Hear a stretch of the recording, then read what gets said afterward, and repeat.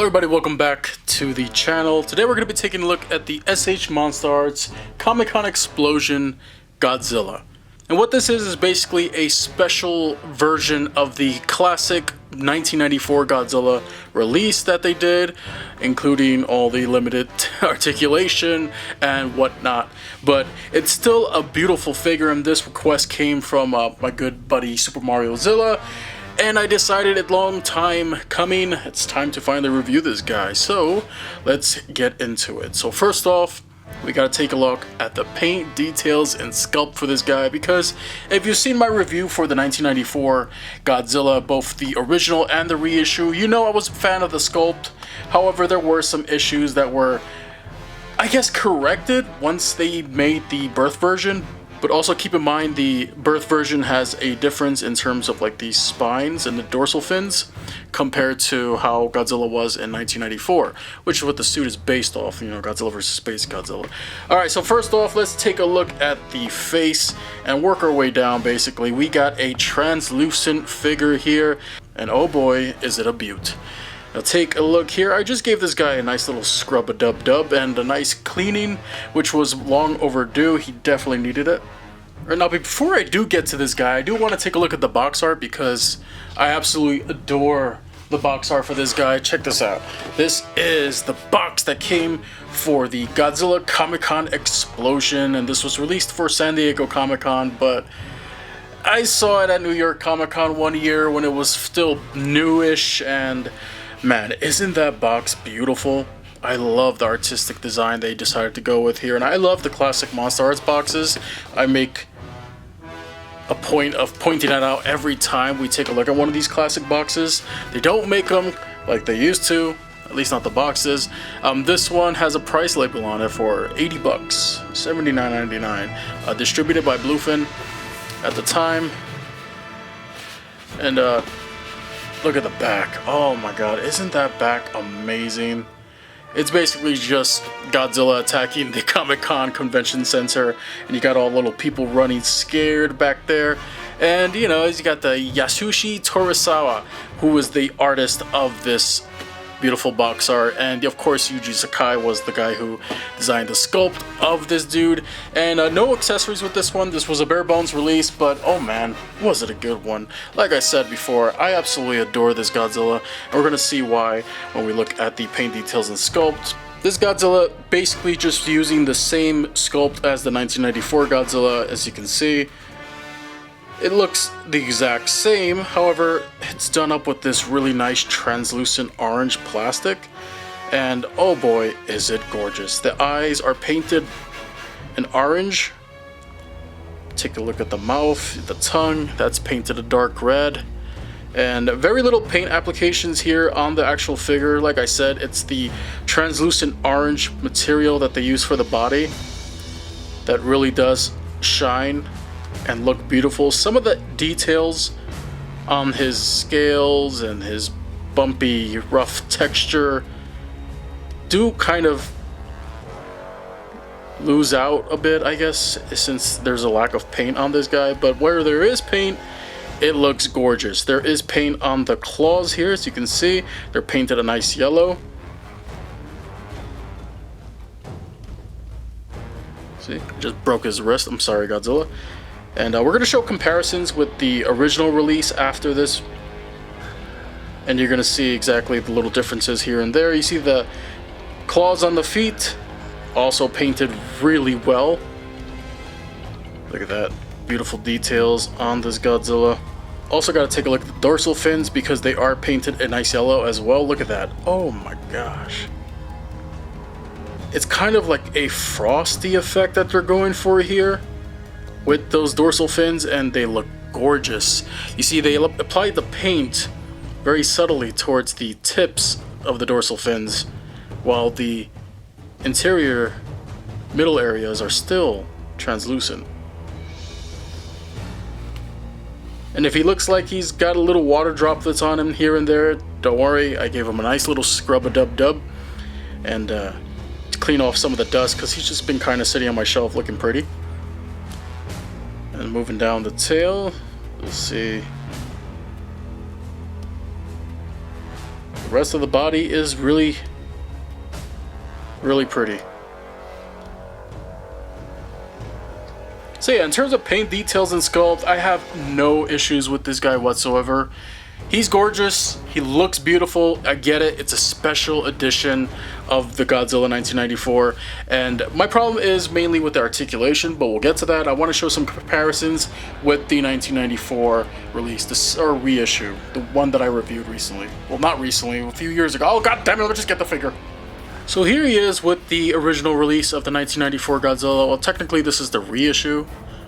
Second version, the one that doesn't come with the beam. I reviewed them both on this channel in the past few years, and those reviews still hold up, so if you're interested in that, check out my MonsterArts playlist. Yeah, his hand likes to come off for some reason. It never makes a solid connection. So this is my biggest issue with this guy. It's kind of gotten worse over the years. I'm getting tempted to just crazy glue it at this point, but that's not the point of this comparison. God, we're taking a look at the side by side here, so let's do that, and you're gonna see, you son of a bitch. Okay, so you basically get an idea here as the comparisons are being shown. Side by side, they're pretty much the exact same. Everything here is the same thing, sculpt wise, spines, arms, dorsal fins, whatever you want to call them. The tails, everything here is the same. The only difference is the articulation. Very limited on the translucent version because usually with translucent materials they're a bit gummier, if that makes any sense. And while it feels like they move smoother, they're technically not, and there's a higher chance that you could snap some of those joints, so you definitely want to be careful with the Comic-Con Explosion version. We're going to take a look at that articulation here now, so let's do that. Alright, so the head can move all the way around like this, turn it side by side. Some neck joints there also help with the articulation. The mouth opens and closes, of course it's on the ball joint. I feel like the head articulation is a lot sturdier on this version compared to the reissue, but whatever. The arm can rotate all the way around, but you're gonna notice that it looks like it's grinding up against the sculpt, which it is. So it does articulate there. The elbow has a swivel there, as well as a swivel on the bicep, and there's rotation at the wrist. Not much movement else at the wrist, unfortunately, because of that. Yeah, anyways, the abdominal area barely moves, so don't stress it. You don't want to stress that. Legs, of course, being that this was the original sculpt of the Godzilla 1994, as limited as always. You're gonna bump up into the sculpt, and it's just not allowed to move very far. Now the knees do indeed move. You hear that? Oh, it sounds like my knees actually. Yeah. And then there is some rotation there at the foot, because it's on a ball joint as well, and you could, yeah, you get some decent movement at the foot, but very limited articulation with the legs, thighs, and knees. And the tail does move. It's all on ball joints as well, but also keep in mind it's kind of limited. They definitely have gotten better over time with the articulation, especially in the tails of these guys. So with that out of the way, in terms of accessories, no accessories unfortunately. It would have been nice if he came with a red fire beam effect or something like that, but he doesn't. Granted, that being said, if you have any of the previous releases of SH MonsterArts Godzilla's birth version, if you got the Rodan, the Fire Rodan set, then you already have beams for this guy. Now let's move on to some size comparisons here. Let's put him up next to the most recent release of Godzilla that I've gotten, at least, the 2004 Final Wars Goji, that I've still yet to review, even though I said I was going to get to it this month. I unfortunately haven't done it yet. I don't know why. I think I just kind of want to wait till I get Monster X before I do that, but yeah, he's kind of lopsided here, but you see the size comparisons. Let's put him next to his original form. Yeah, 2004 is a bit slightly taller, but also slimmer too. Here he is with the SH Figure Arts Gamora, which I reviewed not too long ago on the channel, and the 1964 Emergence Godzilla, which I do want to do a review on soon. And here's a size comparison with the Trendmasters Godzilla and Little Godzilla from the SH MonsterArts line. If you want to see a review for SH MonsterArts Little Godzilla, let me know in the comment section below. So overall, would I recommend this one? Yes and no. This is a specialty, this is a limited edition, quote unquote. Pretty much every release at this point that hasn't come out within the past year or so is limited at this point.